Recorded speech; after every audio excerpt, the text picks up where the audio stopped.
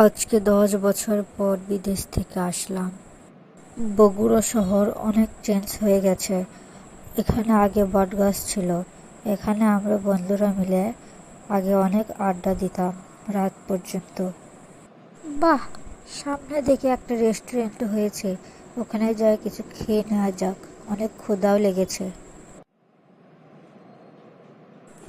আরে কে এটা? সুমন? বিদেশে গিয়ে তো দেখি আমাদের কথা ভুলেই গিয়েছিস।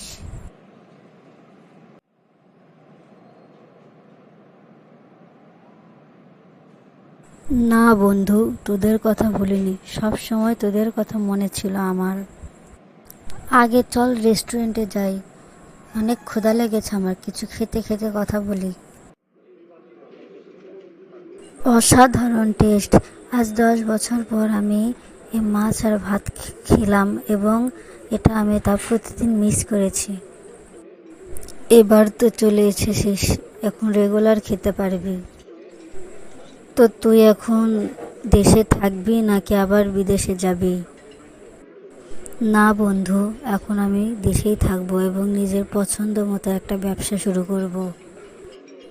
আচ্ছা চল, অনেক তো হলো, এবার বাইরে যাই।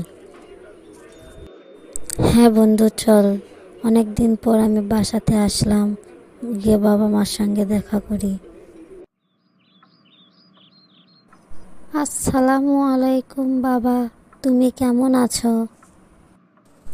আরে, কে এটা? সুমন নাকি? তুই কখন এলি বাবা? আমাকে তো একবারও ফোন করে জানাসনি তুই আসবি দেশে। আয় বাবা, বুকে আয়।